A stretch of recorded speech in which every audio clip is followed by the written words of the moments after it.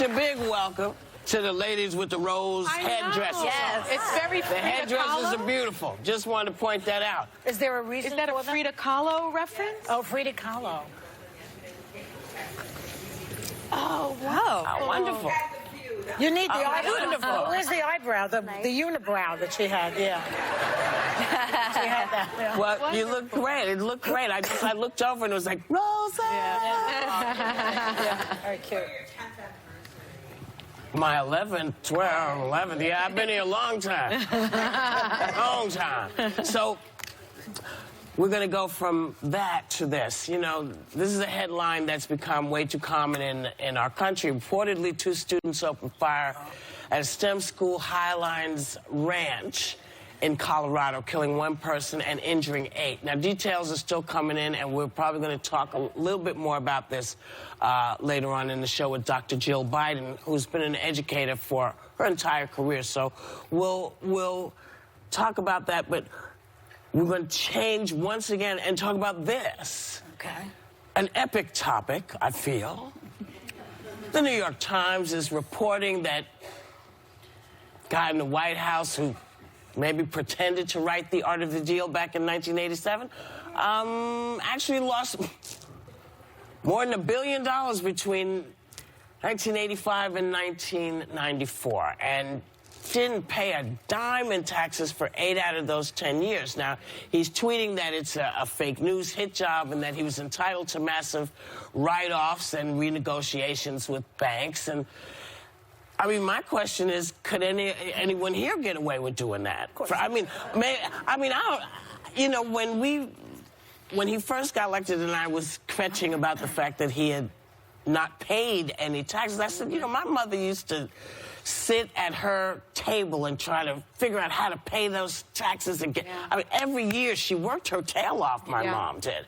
Everybody's mom and dad worked their butts off, and I don't. How do you get? I mean, Well, remember Leona Helmsley, who famously said, "Only the little people pay taxes." Remember that? Yes, I do. I was reading the report in the New York Times this morning. I can't decide if he's a fraud or a loser. Either one of those two things, because he was fraudulent in many ways. Look at Trump University, for example.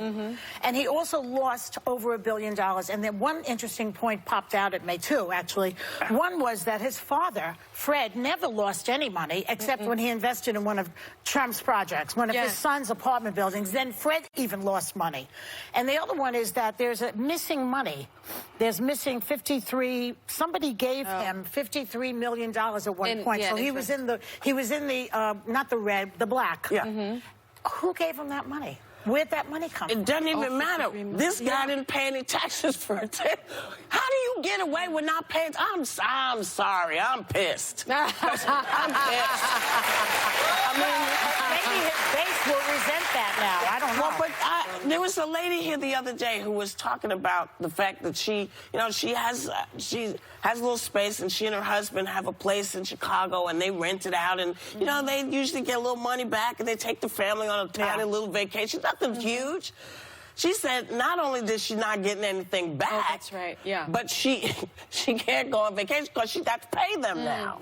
She's paying money, so I actually think this is crazy. a really effective argument for Democrats, is that, look, he scammed the system for so long, he lost $1 billion, and I've never been a businesswoman, but $1 billion seems like a lot of money to lose from my perspective. But I will say, did you read that no one has ever lost that much money? He has lost more money than any other American. There you go. That's quite an accomplishment. I think if you're Bernie Sanders or Elizabeth Warren or Joe Biden right now, you can say, look, even though the economy is doing really well right at this very moment, it's off the benefit of these big corporations and people like Donald Trump who've been able to game the system for so long. And this is, I think, the message that actually could be the kill shot going into our next election cycle.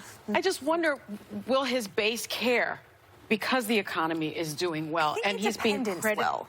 I think exactly. I think independents may care, but I don't know if his base will care. I don't know if Republican voters will care. And then when I look at his track record, Joy, I think he's probably a fraud and a loser. I think he's both. He's two treats in one. I think he's two treats in one. It's like a combination package. Because if you look at some of his failures, Trump Airlines failed. Trump Steaks failed. Trump University failed. Right? Vodka. Trump Magazine, Trump Vodka. Mortgage, Trump Beverage, Trump Vodka, Trump's travel site.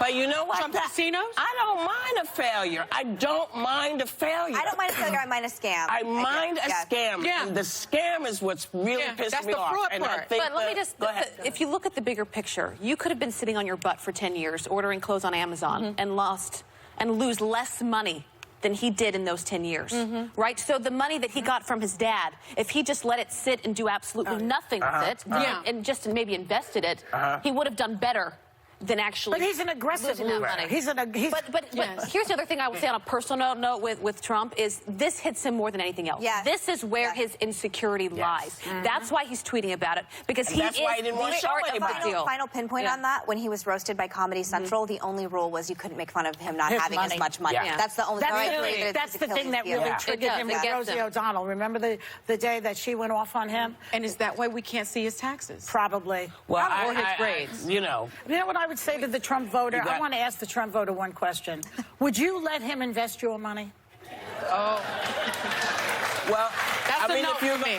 but if you're going to go that far, why would you let him dictate how your taxes should go? Well, that's how the about question. that? Yeah, But or you your have country. you have a thing. I have a legal note. Trump's attorney, Charles Harder, issued the following statement to the New York Times.